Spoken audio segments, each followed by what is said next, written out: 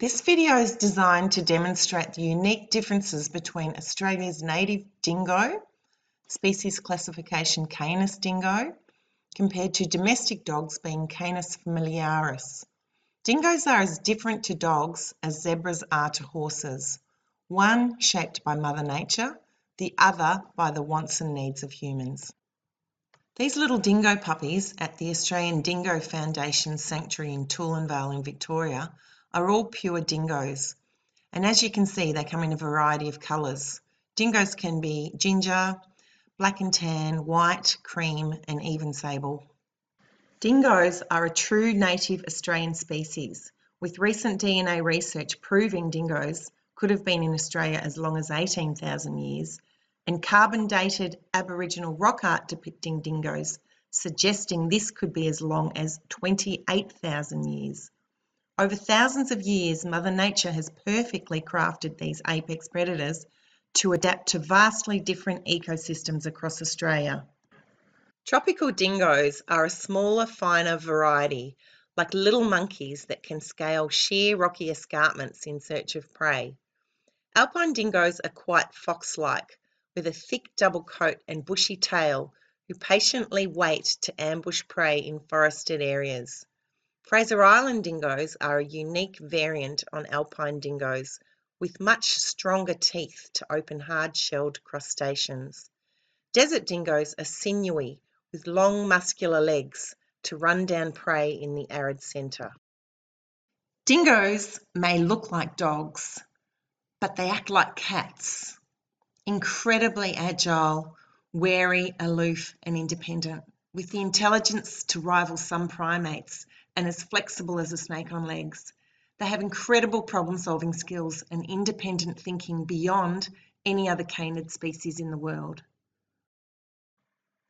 The dingo's head is the widest part, so wherever its head can go, the rest of its long and narrow body can go too. Dingoes often have white socks and white-tipped tail. Dingoes have a furrow which shows as a line down the middle of their forehead. They have extremely sensitive hearing with pricked, hooded and highly mobile ears well placed on the top of their head. Dingoes' eyes are almond in shape and positioned to enable a wide field of vision.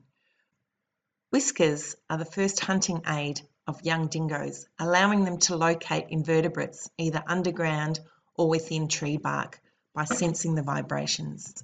Dingoes are live prey specialists, and as such they have large canine and carnassial teeth, widely spaced, required for tearing skin and shearing flesh. Dingoes have a narrow-fronted, long tubular rib cage and fully haired stomach. Unlike domestic dogs, dingoes do not have sebaceous glands, so they don't have that normal doggy smell of a domestic dog. They are very clean animals and they groom themselves just like a cat. Dingoes have a single mating season, which is the hallmark of most wild animals, in late autumn to mid-winter, with pups born late winter, unlike domestic dogs that mate twice a year. Dingoes exhibit a complex social order, and it takes a family of dingoes to successfully raise pups in the wild. An alpha pair will mate for life. Extended family members support the alphas in training and caring for pups. Alphas will fiercely defend their home ranges and suppress breeding amongst subordinates. These actions serve to manage their own populations as top order predators. Dingoes dig underground dens to have their puppies. Winter offers them the best chance of survival due to less activity from predators and parasites. In colder climates, dingoes curl up into little balls, tucking their noses in their tails to keep warm. Females' tails are slightly bushier to provide additional warmth for pups. Life is tough for a wild dingo, even without the human threat of baiting, trapping and guns. The average size for a litter is 5. Of those 5, statistically only half will make it past the first year, and only 25% of the survivors make the journey to adulthood.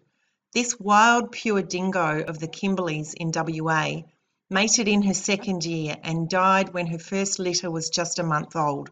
Cause of death unknown. Dingoes sleep a lot and are mostly pretty quiet. However, they howl, chortle, snuff bark and display more complex language than the bark of domestic dogs.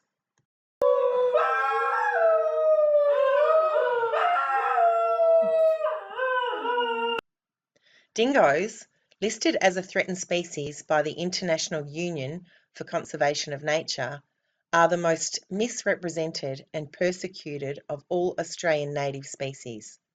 Unjustly vilified, largely due to unsubstantiated conjecture by the rural lobby that has been exaggerated by the media. Dingoes are supremely flexible and supple, much more so than a dog. They have the ability to rotate their joints, allowing them to turn their heads 180 degrees, as well as supreme flexibility with their wrists, allowing them to use their paws like hands. They have superior jumping and climbing ability, with a strong preference to be elevated to survey their surrounding landscape. They have lightning reflexes and finely tuned senses. Their combined agility, intelligence, and problem-solving ability has resulted in many dingoes learning to open fridges, cupboards, doors, and windows, with one report of a captive dingo learning to open the ring pull on a tin of sardines. Dingoes in captivity form strong bonds with their human guardians.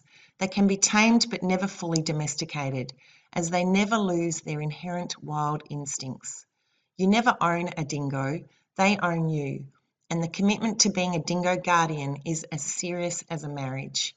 This video is not advocating dingo ownership, as it takes a very special human guardian with lots of love, time and patience, as well as serious fencing to effectively care for a dingo. Young dingoes can be particularly destructive and require lots of exercise and enrichment. Dingoes do not rehome easily, with many dingoes falling into the wrong hands, surrendered to pounds and being euthanized. Or if they are one of the lucky ones, they may end up in a dedicated dingo rescue centre. Dingoes have lots of wonderful and unique qualities, none quite so endearing as their beautiful smiles. Thanks for watching.